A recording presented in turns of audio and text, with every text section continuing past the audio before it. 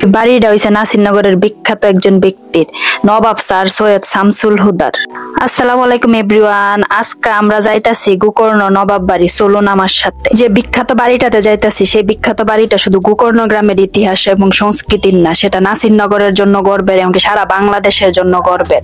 সারা বাংলাদেশের মানুষ যে ব্যক্তির নামে আমরা নাসিরনগরে চিনি। বাড়িটা যাওয়ার পথে সৌন্দর্য উপভোগ করতে করতে যাওয়া যায়, মানে প্রত্যেকটা জায়গা দিয়ে সুন্দর, বেড়িবাদ দিয়ে গেলে সমস্ত সৌন্দর্য উপভোগ মনে হয় যে সৌন্দর্যটা এই দিক দিয়ে আইসা পড়ছে। এই যে নৌকা উপভোগ করে যাইতে পারবেন, সবকিছু উপভোগ করে। এই যে দেখুন বাড়ি।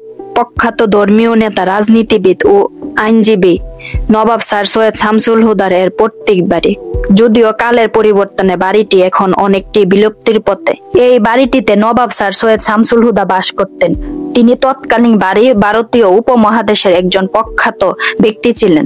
ধর্মীয়, রাজনৈতিক শিক্ষা অনুসারী তৎকালীন সেরা মুসলিম পণ্ডিতদের একজন ছিলেন।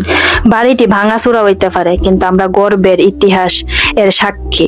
হাজারো মানুষের আবেগ ভালোবাসার। যে বাড়িটির পাশে একটা সুন্দর একটা মসজিদ হইছে, মসজিদের পাশে পুকুর, চারিদিকে গাছপালা, সুন্দর একটা পরিবেশ, মনোরম পরিবেশের মধ্যে এত সুন্দর একটা বাড়ি। আর সে বাড়িটি আসলে প্রমাণ করে যে কত পুরনো একটা বাড়ি, একজন বিখ্যাত একজন ব্যক্তির বাড়ি।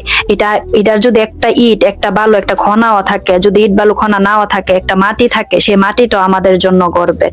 কারণ এই মাটিতে জন্ম নিয়েছে, এই এলাকায় জন্ম নিয়েছে আমাদের বিখ্যাত ব্যক্তি, যে একজন বিখ্যাত পণ্ডিত ছিল।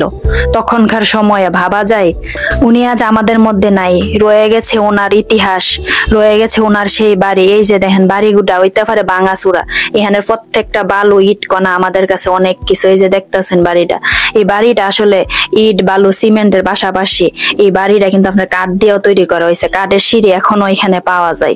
এই যে কত সুন্দর দেখুন, চিন্তা করুন। হয়তো এই যে দেখুন বাড়িটি আজকে হয়তো আপনার ধ্বংসের পথে। জানি না আগামী প্রজন্মের জন্য কতটুকু বেঁচে থাকবে, যদিও ইতিহাসটা সারা জীবন বেঁচে থাকবে আমৃত্যুকাল পর্যন্ত, কিন্তু আগামী প্রজন্ম কতটুকু স্মৃতিটা দেখতে পারবে এটা আসলে আমরা জানি না।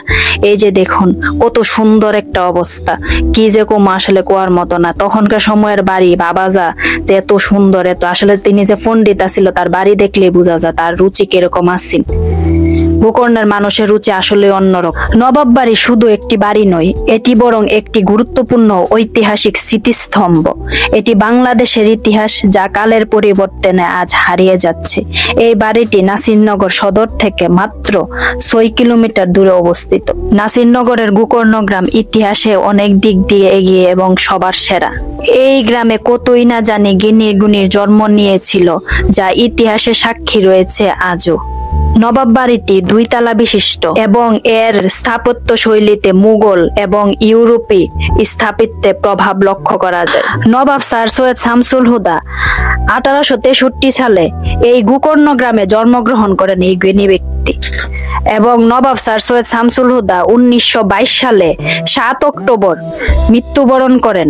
এই বাড়িটি নবাব স্যার সৈয়দ শামসুল হুদার জীবন ও কর্মের সাক্ষী, এবং এই বাড়ির প্রতিটি ইট, প্রতিটি কক্ষ তার স্মৃতি বহন করে, তার পরিবারের স্মৃতিও বহন করে, এবং কি তার বংশের স্মৃতিও বহন করে।